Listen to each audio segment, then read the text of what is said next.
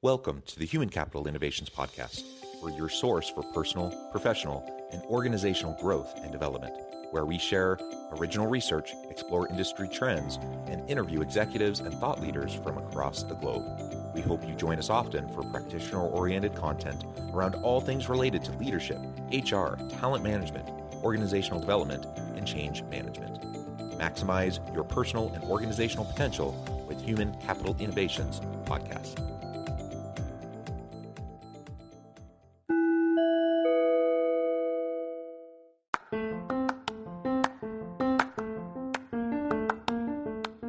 You enjoy the Human Capital Innovations Podcast? Enjoy ad-free listening by going to the Patreon page, and please consider contributing even at the producer or sponsorship level. And please leave a review. Thank you for your support.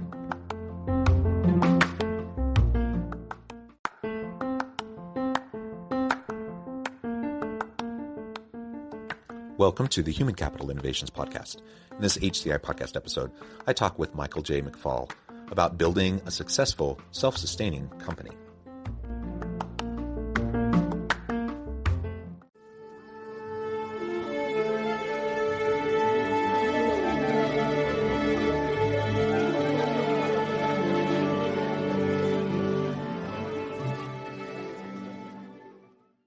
Michael J. McFall, welcome to the Human Capital Innovations Podcast. Hey, John. Thanks for having me. It is a pleasure to be with you. You're joining us from Ann Arbor, Michigan. I'm south of Salt Lake City in Utah. And today we're going to be talking about building a successful, self-sustaining company. I'm big into this idea of sustainability, not just, we use sustainability to talk about environmental sustainability. That's important, of course, but in talking about relationship sustainability, team sustainability, organizational sustainability, like we shouldn't do things that supposedly are, for our strategic benefit, unless we can do it in a sustainable way. Otherwise, we're just spinning our wheels, beating our head against the wall, expending a lot of time, energy, and resources to do things that ultimately aren't going to matter. Because most change that needs to happen within organizations takes a long time. And so you have to have sustainable effort over time and consistent effort to make sure that we're getting to where we want to go. So I'm super excited to chat with you about this today and unpack all of that. As we get started, I wanted to share Michael's bio with everybody. Michael J. McFall is co-founder and co-CEO at Big Coffee, the US's third largest coffee franchise. Mike is the Everman CEO. He doesn't have a yacht, a podcast, or an MBA at a time when there's a lot of confident sounding startup advice from academics or ultra wealthy tycoons. Mike's remarkable life journey from minimum wage barista to business leader has given him a very different outlook. His perspective on business, shaped by spending the last 23 years helping hundreds of people open and operate successful coffee shops, provides a much needed roadmap for today's entrepreneurs so they can turn their ideas into profitable reality. If Mike's business philosophy can be distilled down to its essence, it would be this: be brave, be humble, be thoughtful, be aware of others, and be yourself. I love it. That is a fantastic way to think about business and really how we interact with other humans. It's a pleasure to have you. Anything else you would like to share with me or my listeners by way of your background or personal context before we dive on into the conversation? No, that's a great start. That's a great start. We'll see where it goes. Tell us a little bit more about just your path, your journey. As it says, you start minimum wage barista, you move your way up, you develop yourself in your career over time, you grow into more meaningful, more substantial leadership roles over time. Now you find yourself as co-CEO. So tell us a little bit more about that journey. Yeah, it started. I started in East Lansing working on a research project at the university, Michigan State University, and took the job at Bigby just to supplement a little bit of income. I was 24 years old, and so, but frankly, what happened was I fell in love with the business. I fell in love with retail coffee. And my business partner today approached me about taking more responsibility within the company, and I did that, and I kind of left my academic. I was on my way back to graduate school is what I was doing in East Lansing, preparing to go back to graduate school, and I think it's really so I spent 25 years building that business with him, Big Coffee, the franchise, and so on. But it's really come full circle, because when I started in the coffee industry, I was really headed back to the land of academia. My mom was a professor at Michigan State. That's really where I wanted to end up. And here we are 25 years later, full circle. I've written one book. My second book's in the editing process. I'm on faculty here at University of Michigan teaching. And so, it was a long way around, but I ended up coming back to writing and teaching. And I really enjoy that part of my life now. Well, that's fantastic and great to hear. And what a great part of the country to be doing all of that in. And I consider myself a scholar practitioner. I'm a professor. I do consulting work, things like this podcast, which are a ton of fun for me to be able to talk to people like you. And being in the university space is wonderful. I love interacting with students. I also, love interacting with business leaders and working out in industry as well. So kudos to you and in carving out your path and finding a way that works and is really resonates with you and who you are. And so you find yourself now in this leadership role, running a really large coffee company, third largest in the country. And the topic for today, again, building a successful self-sustaining company, part of that is, how do you scale sustainably? So when I think about, for example, Starbucks, everyone, when they think about coffee, they think about Starbucks. And Starbucks, clearly has had successes, but it's also had some struggles and challenges. It's facing right now some labor challenges, and some could argue that their growth wasn't always scalable. It wasn't always sustainable, the speed in which they scaled. Tell us a little bit about perhaps lessons learned from your experience in terms of growing and scaling and trying to help the company succeed, sure. And perhaps setbacks that you also learned from. Yeah, I've always approached anything I do, and I've approached my business from the perspective of looking at it in 5-year increments. Everything's always in these 5-year increments. And the one thing that this business has taught me over 25 years is patience, that things take a long time. And the premise of my second book that's coming out shortly, I hope, is that, really as entrepreneurs, there's a massive transformation that needs to occur by the entrepreneur. When you start a company in the startup phase, you're a bootstrapping entrepreneur, you're, making it happen, whatever has to happen, you're in it, you're on it, you're doing it. And then, you hit this, the glorious moment of positive cash flow where you start to generate some cash and income and so on. And then there's this long arc that you have to go from that position to what I define sustainable as in terms of a business is the entrepreneur and founder can get run over by a bus and the business will continue to thrive, right? So that's my definition of sustainable. So I can get run over tomorrow and my business will continue to flourish. And so from this arc goes from bootstrapping entrepreneur to what I would call, very effective leader. And then you go from very effective leader to irrelevant.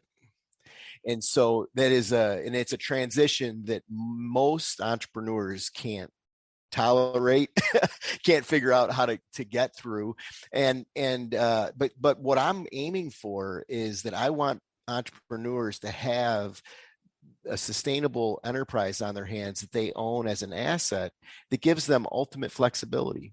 And what I see in the world that happens a lot is that entrepreneurs kickstart the business, get it launched, get it to some degree of success, and then they want out, right? They want to cash out, they want to bring in outside leader or outside money, private equity, and then move on. And it's like, yeah, but I think the most gratifying parts of managing and operating a business, I think you're missing those in that process of launch, some amount of success, and then private equity, and then you're gone as the founder.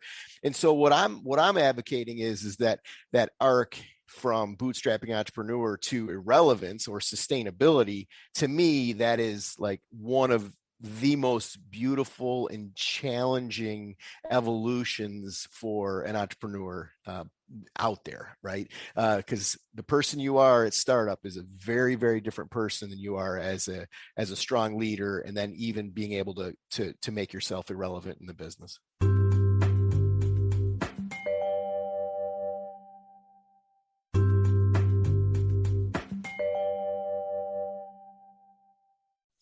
Yeah, and I'm sure there are some listening who, when you say the word irrelevant, bristle at that a little bit. And it takes it takes a lot of time, passion, energy. It's your baby, right? When you're starting this business, you're putting your blood, sweat, and tears into it. And to think that you're going to get to this point where you're going to be irrelevant to that, it's kind of like me thinking at some point I have my children, I'm going to raise them, I'm going to launch them, they're going to go off on their own in the world, and then I'm irrelevant to them.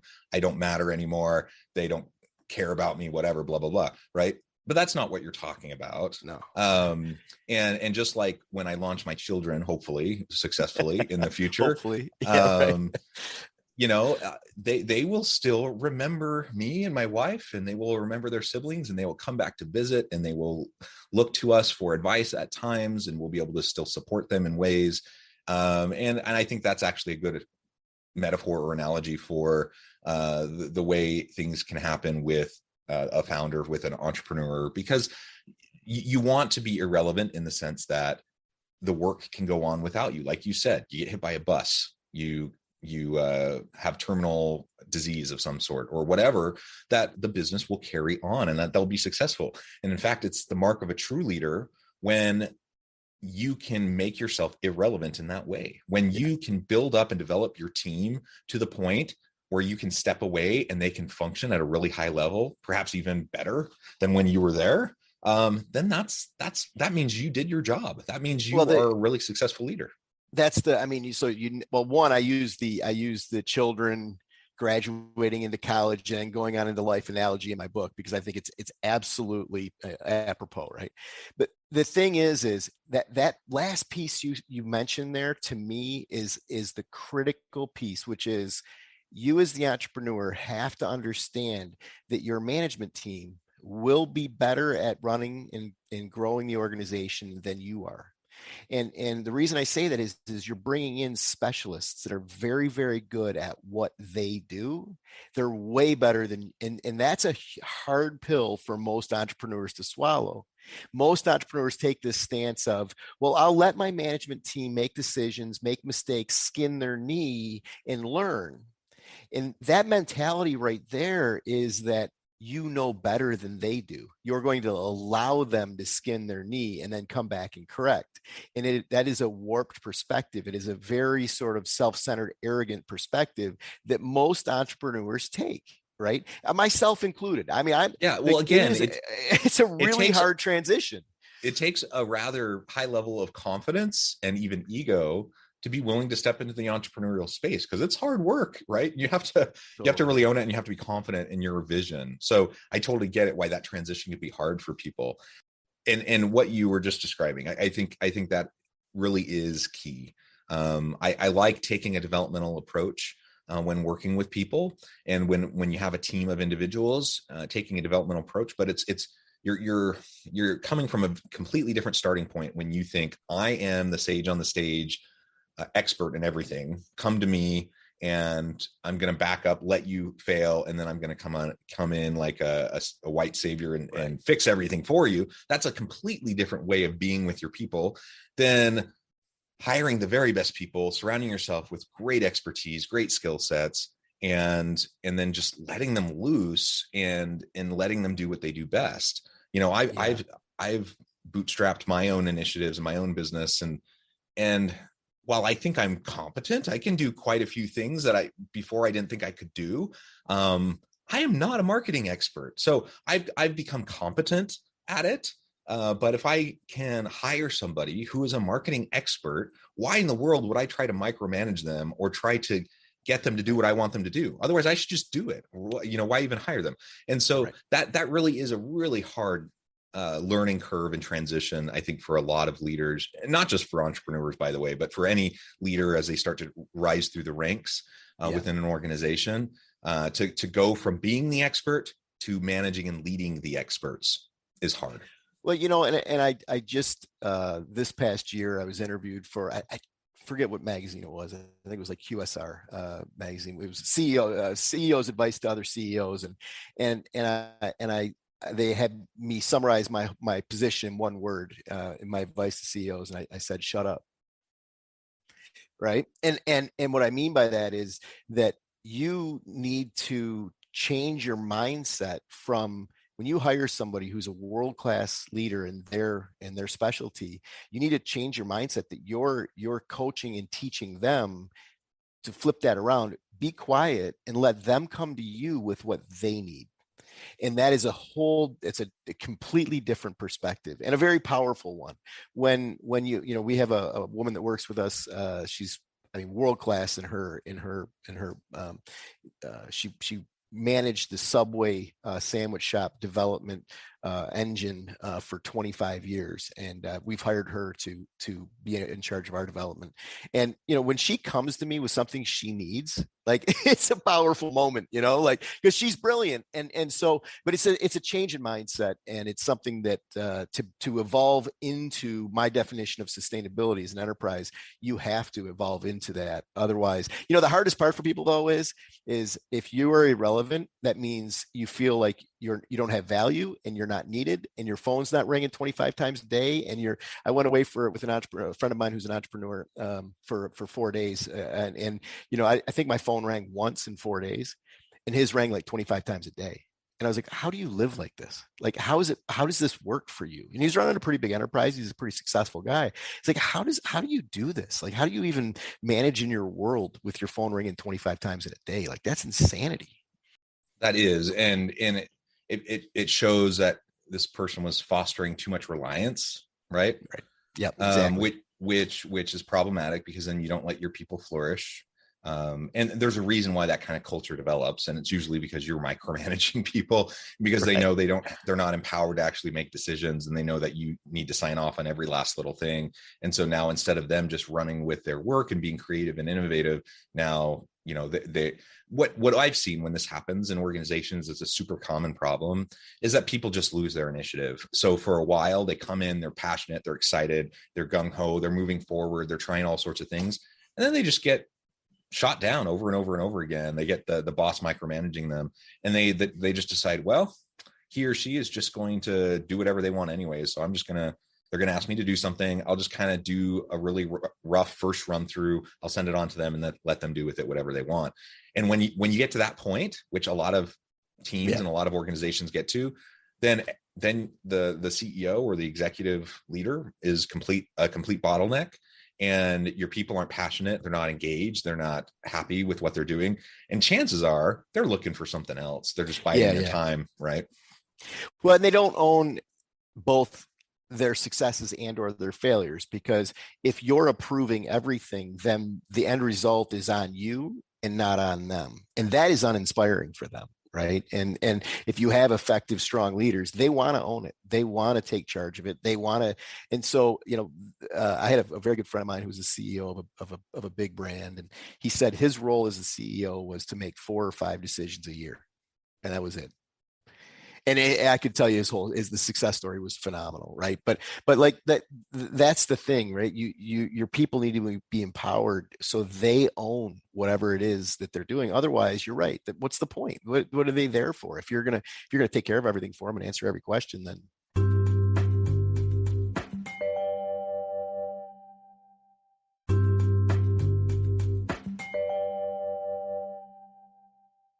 Well, and I remember this was years ago. So I was interning at a consulting firm, my second year of grad school, and it was a really interesting job. I was particularly super excited, as I was new to the position. I was there for about a year. It's exactly the type of work I thought I wanted to do, and I was in it and I was living it, and it was exciting and everything. But very quickly, what I realized. That honeymoon period wore off, and I very quickly realized that the president micromanaged everything, that everyone felt stressed out. He was kind of constantly in just panic mode, just crisis mode. So we weren't doing anything in preparation. for long term, it was always like immediate needs, panic of just like doing what needs to get done today because of this huge looming deadline. And people were frazzled, people felt disempowered. And it was ironic because, his whole firm was around, facilitating teams and leadership and all that kind of stuff. Right. And he was really good at what he did in speaking and consulting with other organizations. It just turned out he wasn't so good at practicing what he preached. But I remember one particular position, the marketing director. I remember her just being so exacerbated because she was very talented, put all this time and energy into creating great assets. And then she'd show them to him and he would meddle and ultimately want her to make all these changes that made it way less effective and just drab and not exciting at all, Yeah. And so he thought he was smarter than she was, right? He thought that was right. That was the bottom line. He thought he was smarter. And so let me tell you, he was smart in many ways, but when it came to marketing, he was not. And so, but he thought he was. And so he's micromanaging. Everything has to go through him. And pretty soon she just made very little effort because she was embarrassed to like show. I remember having a conversation with her. She was looking for another job and she's like, I don't want to show a future employer any of the work I've done here because it's terrible. Because it's not good because the boss has made me change everything. And, so she didn't last very long. She ends up leaving somewhere else. She's had a successful career since then. But, that was an eye-opening kind of an experience for me. I was young, naive. I was excited, early, career, excited to be doing that kind of work. And all of a sudden I realized, this stuff is tricky and there's more to it than we often think. And you can't just say the right things. You got to do the right things and do them consistently. Yeah. And really the role becomes more of a facilitator of the team and the health of the team dynamic so that the disparate parts, marketing and development and finance and operations and whatever, that they work well together. Your job as the manager of that enterprise is to make sure that those people, that the people in those positions have a healthy engagement with each other. And that's an incredibly different skill set than hard charging CEO making every single decision and I see it every day, right? I mean, I see it every day with other leaders, and I don't do my own email anymore. And so I have these friends of mine that are running these massive companies, and they cannot believe that I don't do my own email. I'm like, it's just such a waste of time. But Mike, how do you keep track of what's going on? I don't need to keep track of what's going on. Why do I need to know about what's happening at our food distributor and the update to, our Cleveland, territory? Like that's irrelevant in my world. We have very competent people that are all over that. Right. And so, but it's an example of like, I don't need to know. I don't need to be in it. You don't need to know and you can't know. That's right. That's the thing is there's no way you can possibly hold all of that in your head. And so if you try, you're going to end up making mistakes that the people that are skilled and focused on a particular area, they can keep it in their head. They have systems to make sure they're doing it correctly. Your job at this high executive level is to think big picture, strategic vision, those pieces. And you can't keep all of the other little stuff in your head. You just can't. And inevitably, even if you think you're on top of everything and keeping 1,000 balls up in the air, you're going to drop stuff. And then major problems will happen. Yeah, the dynamic too, that when you're in a meeting and you're a dominant leader, what ends up occurring in the meeting is the players in the meeting are not thinking freely and engaging what's going on. They're simply trying to figure out what you think and then get on board with that, as opposed to actually bringing their thoughts and opinions to the table. And that's the dynamic that you see in the world constantly, which is all people want to do is figure out what the CEO, what the leader wants, and then align with that and hopefully get in a position where their alignment works for them and their department and so on, as opposed to just bring in their thoughts and opinions, right, about the topic or whatever it might be. And that CEO dominance thing is, I call it the CEO disease. I wrote an article about it for Forbes, and the CEO disease is something that, I mean, it's the conversation we're having right here, and I'm pretty passionate about it because it is about human development. It's about the CEO letting their people develop. And to me, it's the most gratifying thing about being an entrepreneur is you start a company, it thrives, you bring team members in, you watch them thrive within the mechanism that you started and built. And to me, it is top four most engaging, interesting parts of being an entrepreneur. Well, I love it, Mike. That is very well said. I have a lot of other thoughts and we could go on and on and on, I believe, but I note the time and I'm going to have to let you go here in just a minute. So before we wrap up for today, I just wanted to give you a chance to share with listeners how they can connect with you, find out more about your work, and then give us a final word on the topic for today. Yeah, I think, the best way to get in touch with me is LinkedIn at this point. I don't really do email, and so LinkedIn is probably the most efficient place to connect with me. And my final thought on this topic is that as leaders, we need to constantly be engaging and thinking and improving how we manage our teams, and that it's about the facilitation of the team, not about managing, if that makes sense. Yeah. So leadership as facilitation, not as management, not as administration, not as micromanaging. Exactly. Yeah. It's not management and administration. Exactly. Yeah. Yeah. Well said. Well, Michael, it's been a pleasure. I encourage listeners to reach out, get connected, find out more about what Mike and his team can do for you. Check out the great work that he's doing. And as always, I hope everyone can stay healthy and safe, that you can find meaning and purpose at work each and every day. And I hope you all have a great week.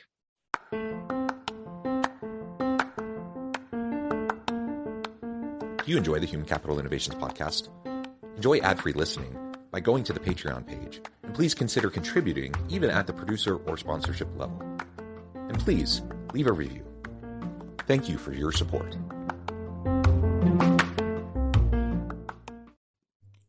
Thanks again for joining us for this episode of the Human Capital Innovations podcast.